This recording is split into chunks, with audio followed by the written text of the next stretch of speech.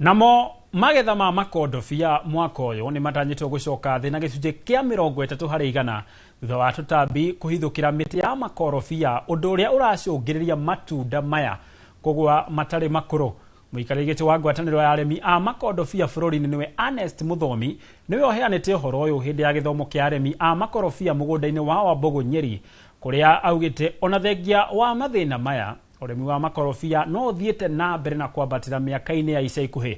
Gũkĩrĩ o ũguo nĩ orĩtie aremi gũkorwo makiuhĩrĩria ndawa iria ciagĩrĩire nĩguo kũhũrana na tũtambi tũtũ. Nĩ ũhoro nyitĩtwo mbaru nĩ aremi arĩa maugĩte thĩinĩ wa tũtambi nĩ ũcũngĩrĩirie magetha maya gũcoka thĩ, gũkũ makĩũria thirikari kũgacĩrithia mathogora ma itunda rĩrĩ.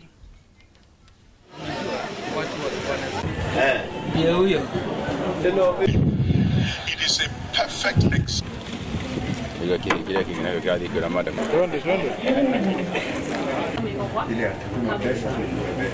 Ile challenge ambayo tuko nayo mwaka huu ni challenge ya Passia mite. Kuna mdudu ambaye amekuja kwenye avocado zetu, outbreak.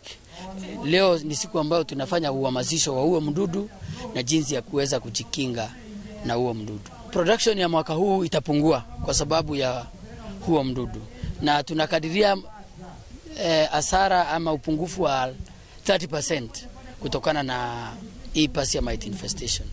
Kwa hivyo is a serious problem. Na ole ho kwina tutambi tungi tukoragwo kuo tuhiana tutomba twa white na ikorobia kuma hau ugacoka ukona ni riragwa rikahiana ta riri ihohu mwena umwe, ugacoka ugakora tumathina tungi na tungi utangimenya we mwenyewe, na ringi ni upungufu wa mai na kurigwo ni ndawa iriku.